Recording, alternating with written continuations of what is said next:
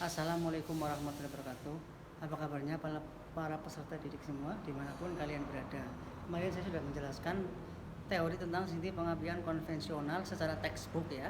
Jadi sekarang saya tunjukkan itu realnya. Jadi komponen yang kemarin saya jelaskan melalui teori, saya tunjukkan sekarang aslinya itu seperti ini ya. Jadi untuk pengenalan. Nanti ke depan bagaimana cara perawatannya, kemudian servisnya itu bisa nanti kita bahas. Untuk sekarang kita coba melihat kondisi real dari komponen-komponen yang seperti saya jelaskan kemarin itu seperti apa sih. Oke ya, langsung saja kita lihat. Nanti saya perkenalkan satu persatu sedikit saja. Kemudian biar kalian sedikit ada gambaran sebenarnya seperti apa sih komponen tersebut. Seperti ini ya, contohnya itu seperti ini. Jadi mobilnya itu saya gunakan mobil yang memang engine pengapian konvensional tipe lawas, tipe lama. Jadi untuk mobil kisaran kijang yang paling umum itu kijang, saya sebutkan kijang yang sekitar tahun 90-an yang masih menggunakan platina. Seperti ini ya. Ini sedikit.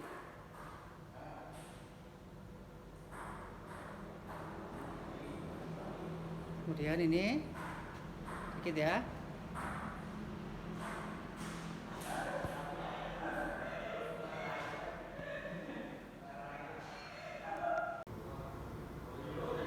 Ini seperti ini ya. Silakan bisa kalian amati.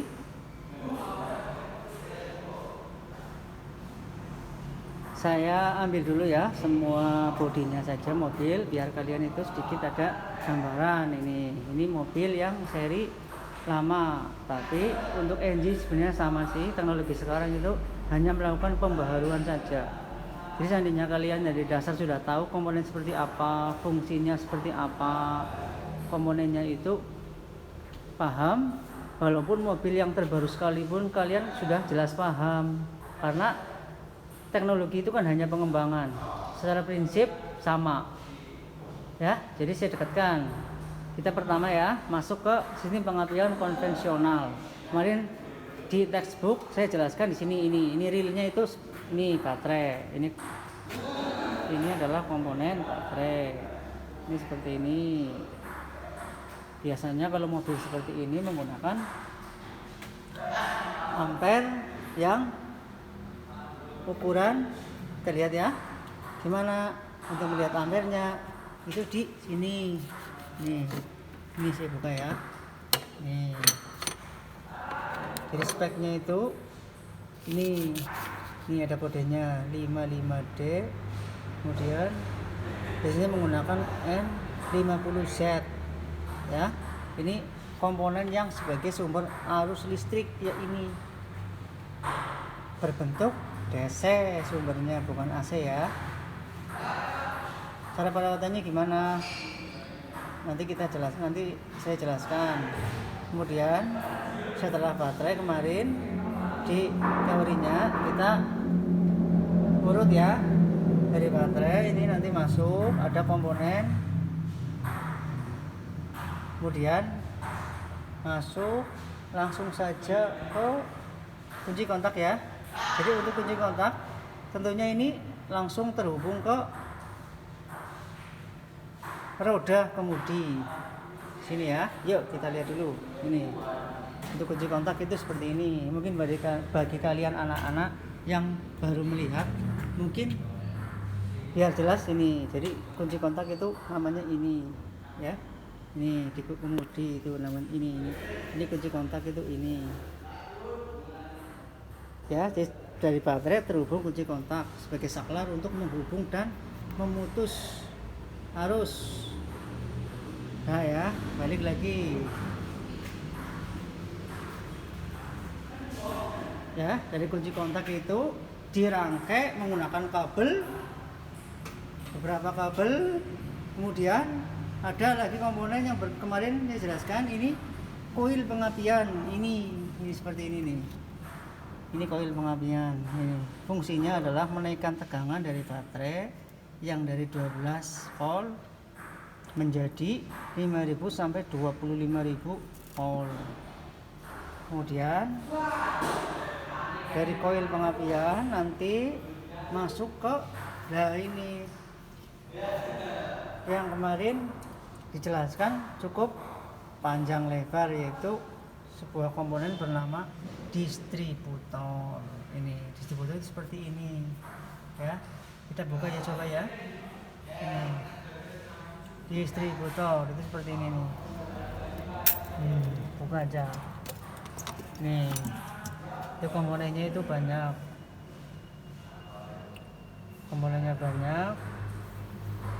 ada beberapa komponen di dalamnya termasuk platina ya. Ini namanya tutup distributor, itu ini tutup distributor ini.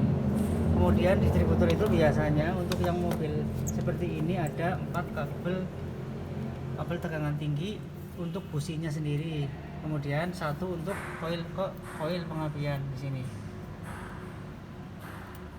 Ini mobil 4 silinder ya, jadi kita hitung ya, 4 silinder otomatis ada 4 busi biasanya. Ini ya, 1, 2, 3, 4 ini.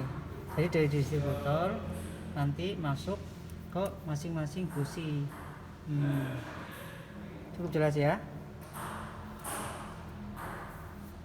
Sedikit dari gambaran ya. Sekarang saya biar lebih jelas lagi. Jadi saya perlihatkan sebuah engine mobil yang sudah dibuat bentuk trainer ataupun stand. Jadi biar kalian lebih jelas, sedikit ada gambaran seperti apa sih itu, seperti, yuk kita lihat.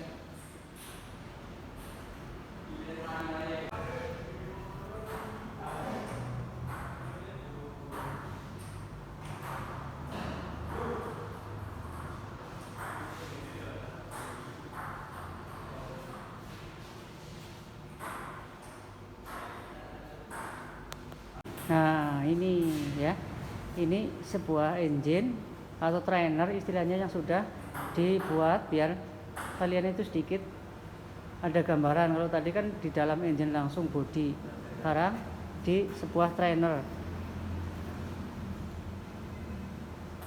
Ini ya, saya jelaskan satu persatu. Seperti tadi sebenarnya sih pengulangan, cuman insya Allah lebih jelas ya. Di sini harusnya di sini ada baterai ya, karena baterai itu sudah terlepas. Kemudian di sini ada komponen seperti tadi koil pengapian. Ini ada distributor. Kemudian ini ada filter oli. Ini filter oli seperti ini. Filter oli. Ini pompa bahan bakar seperti ini ya. Ini pompa bahan bakar itu terhubung satu ke tangki bahan bakar dan kedua menuju ke, karena ini mobil engine lama jadi masih menggunakan karburator. Jadi ini seperti ini ya, seperti ini karburator seperti ini. Sebenarnya untuk engine itu secara prinsip sederhana sih, cuman hanya teknologinya yang sangat pesat, jadi pengembangannya itu sangat luar biasa. Jadi kembangan terus ya. Intinya kalian harus tahu prinsipnya, pokoknya tahu dulu prinsipnya seperti apa. Nanti pada saat ada sebuah perubahan teknologi itu sendiri sudah tahu, oh seperti itu, sebuah komponen itu ternyata yang dirubah.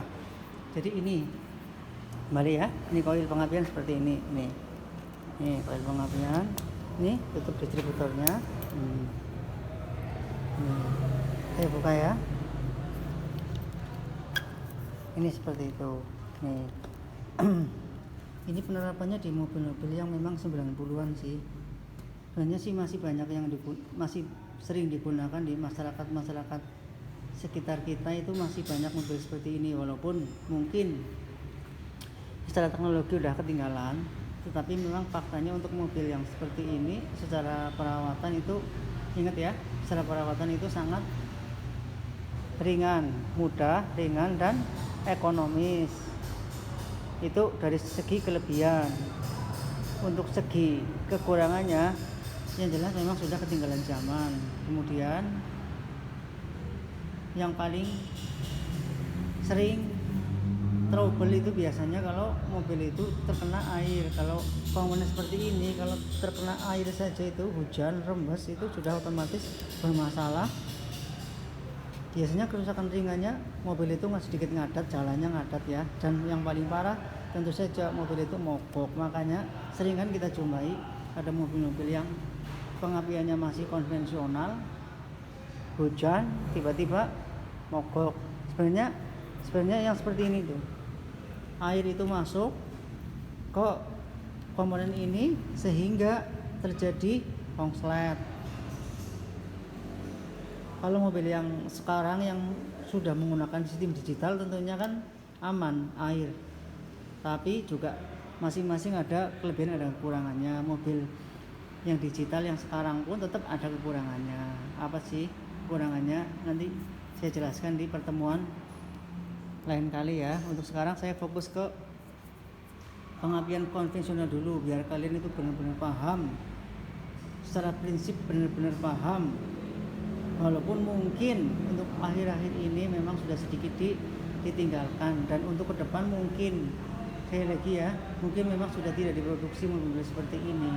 Tapi untuk dasar pengetahuan kan memang tidak ada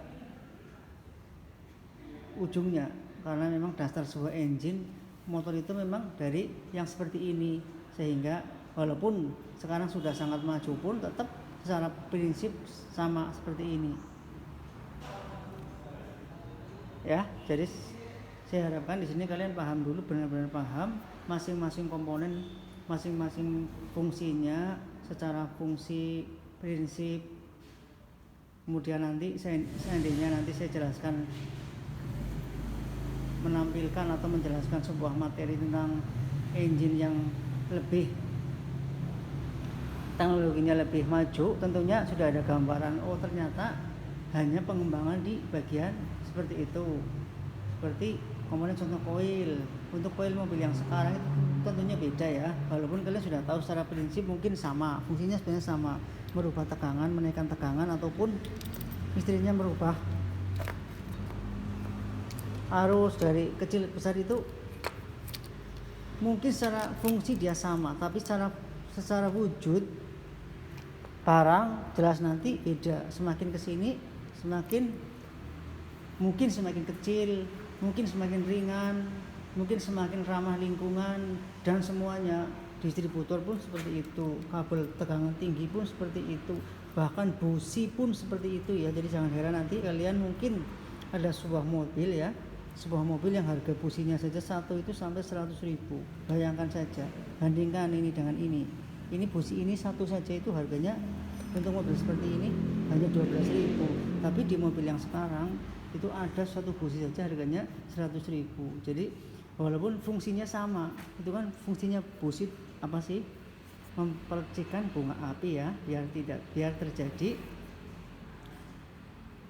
pembakaran. Sama, secara fungsi busi sama, tapi dibuat secara praktis, ringan, ramah lingkungan. Jadi tentunya lebih biasanya di size-nya, di ukurannya lebih diperkecil ya. Jadi harus tahu dulu, harus paham dulu fungsinya untuk apa, kemudian pengembangannya seperti apa. Jadi kalau kalian sudah paham, otomatis kalian itu nanti kedepannya itu tidak akan kesulitan memahami sebuah materi ya. Ini pokoknya sekarang saya kenalkan dulu, pokoknya ini komponennya seperti ini ya. Ini distributor, ini kabel tegangan tinggi itu seperti ini. Kabel tegangan tinggi itu ya, jadi belinya itu biasanya satuan bisa sih, cuman kan biasanya untuk beli seperti ini. Jadi beli tinggal pasang saja. Usianya sih berapa rentannya tergantung pemakaian ya. Jadi tidak bisa dipastikan. Jadi trouble itu bisa awet, bisa juga tergantung dari perawatan ya, seperti ini nih. Jadi walaupun ini trainer, sekali lagi ya, walaupun ini sebuah trainer, tapi ini engine ini memang asli dan sesuai dengan apa yang ada di sebuah mobil. Jadi walaupun trainer itu komponennya sama, oil juga seperti ini, distributor juga seperti ini, pompa seperti ini, ya, distributor seperti ini, ya. Jadi walaupun ini hanya trainer, itu tetap sama. Jadi ketika kalian sudah memahami ini, pasti di mobil aslinya pun kalian sudah ada gambaran, ya. Ini ada kipas, ya, kipas. Nih, kemudian ini apa, radiator, ya. Ini radiator ini.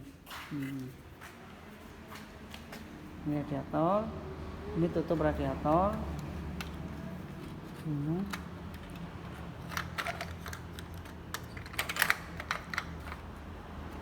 Nah, jadi kalian harus benar-benar paham dulu. Paham ini karburator. Ini karburator, ya. Nah,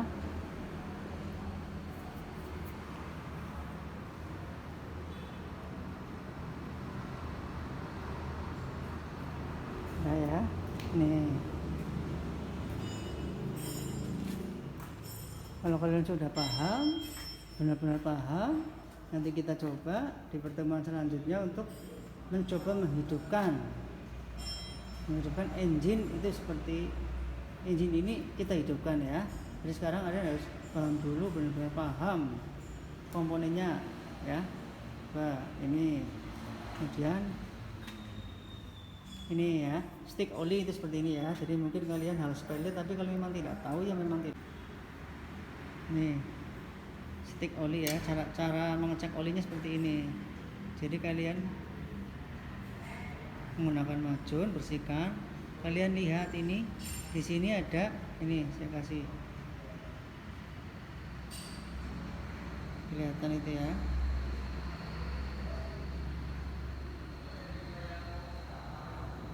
Jadi di sini ada, ini itu ada F dan kelihatan nggak itu, ya. Ini ada L dan F, ya. Jadi L itu low, F itu full, ya, di sini, ya. Kemudian kita kalau udah bersih, kita masukin lagi, ya. Kita masukin.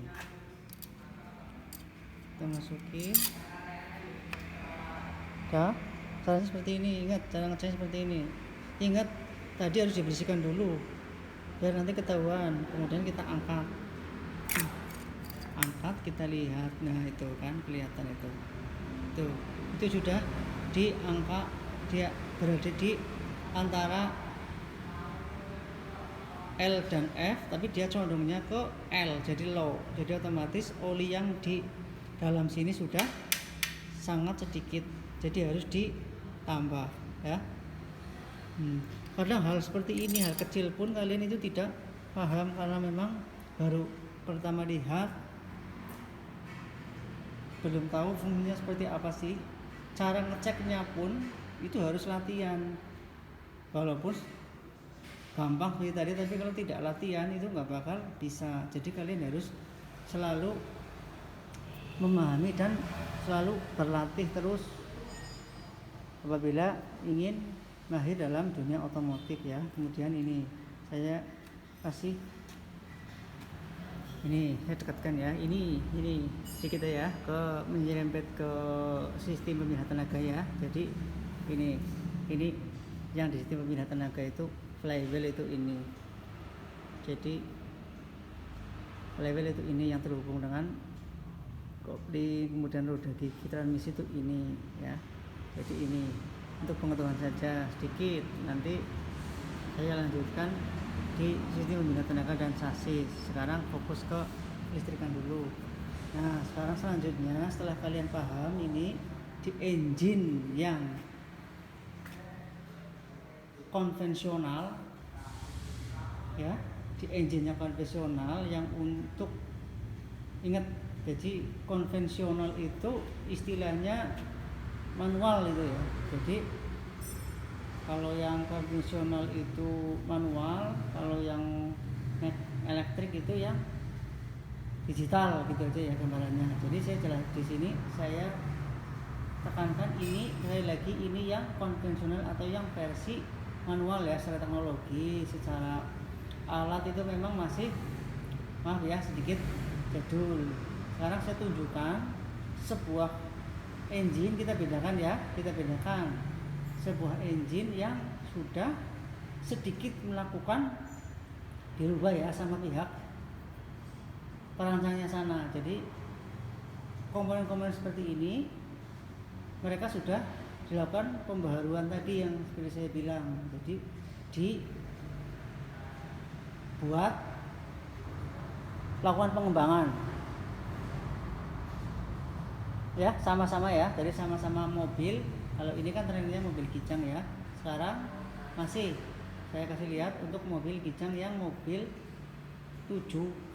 Kalau ini kan yang seri 5K ya. Sekarang saya kasih lihat yang lebih sedikit lebih tentunya lebih maju teknologinya ya. Saya kasih lihat ya. Kita jalan ya di sana ini ya. Ini juga trainer ya. Sekali lagi ini juga trainer. Apa sih trainer? Trainer itu sebuah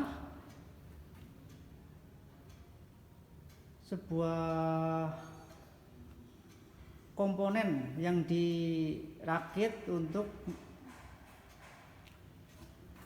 suatu demo biasanya atau pengenalan sebuah alat. Jadi ini adalah trainer dari mobil Jangna. Sekarang saya jelaskan lagi. Karena tadi sudah paham untuk engine yang konvensional, ini sekarang sudah teknologinya sudah sedikit berkembang ke sini gitu. Itu kan bisa dipahami ya. Ini saya kasih lihat ini.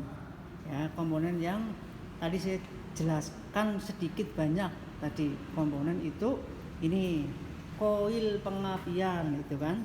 Beda kan? Tentu beda, yang tadi seperti itu, sekarang itu seperti ini nih.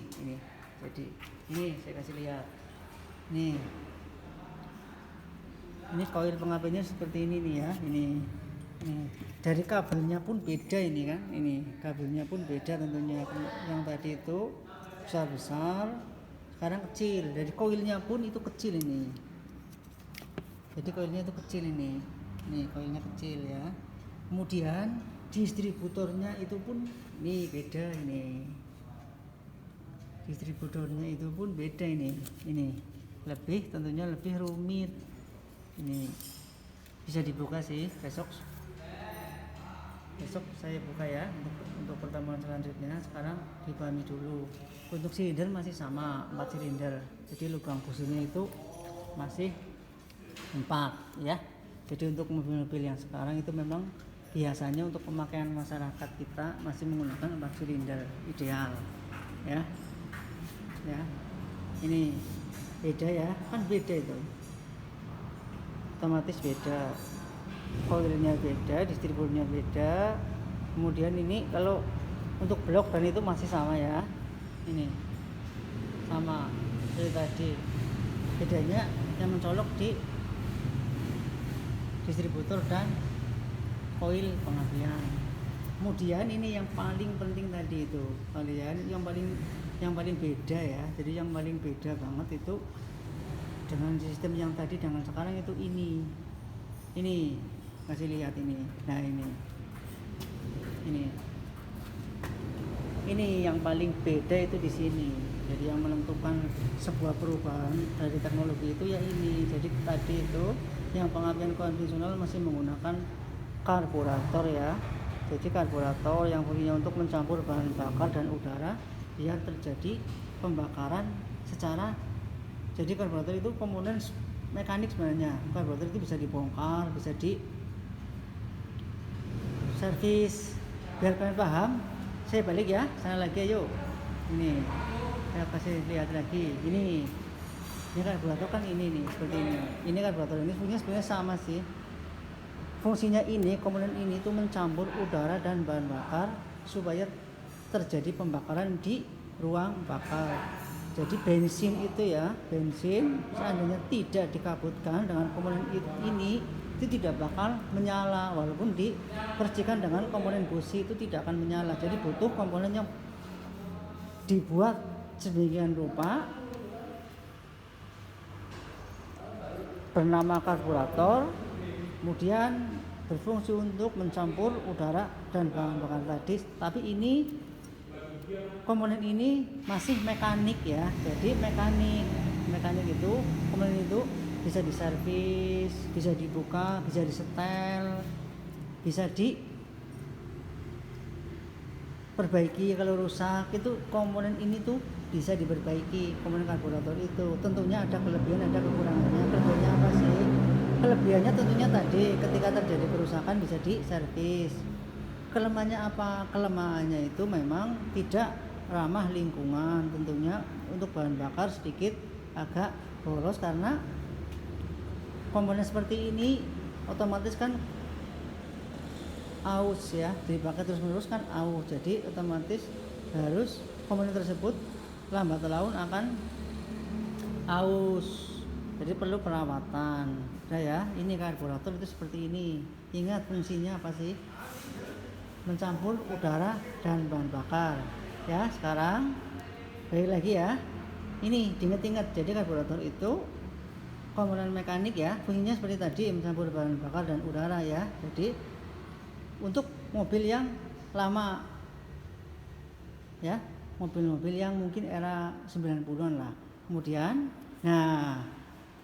dikembangkan jadi tadi saya balik lagi ke sini, itu alat yang seperti ini. Ini namanya yang paling sering kita dengar atau familiar itu EV ya. Jadi EV itu ini. EV itu yang dimaksud EV itu ini ya, electronic full injection. Jadi injeksi sebenarnya sama sih dengan karburator, cuman lebih gampangannya tadi karburator itu mekanik, yang ini itu elektrik gitu ya. Jadi kalau yang tadi karburator bisa disetel, bisa dibongkar, kalau ini tuh tidak. Jadi ini kalau seandainya ini terjadi kerusakan atau apapun, itu di settingnya menggunakan alat khusus ya. Jadi namanya itu scan, seperti komputer itu scan. Jadi kelebihannya apa sih? Kelebihan komponen ini tentunya lebih ramah lingkungan.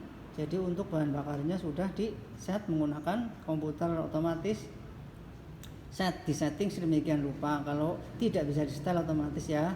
Tapi secara stasioner, putaran stasioner tentunya mobil lebih stabil karena sudah dikontrol secara digital ya. Jadi paham ya? Jadi nanti ke depan kalau kalian sudah tidak bisa memahami yang seperti ini, nanti untuk materi ke depan itu agak sedikit susah. Jadi harus tahu dulu prinsip dasarnya itu apa sih. Jadi tadi karburator, oh iya karburator saya udah paham. Jadi harus paham dulu karburator. Setelah karburator paham, kemudian dikenalkan EV seperti ini pun dia paham, karena fungsinya sebenarnya sama sih, cuman dia mencampur bahan bakar dengan cara mekanik, komponennya ini dengan digital, dengan komputer. Ya, ini terus saya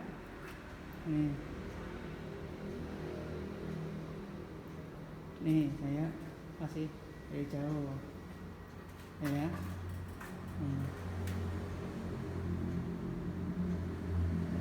Demikian dulu ya, sedikit perkenalan komponen-komponen yang ada pada sistem pengapian sebuah engine mobil. Tentunya tadi awalnya sistem pengapian konvensional, tapi biar kalian paham, jadi saya kasih perbandingan. Untuk lebih jelasnya besok nanti saya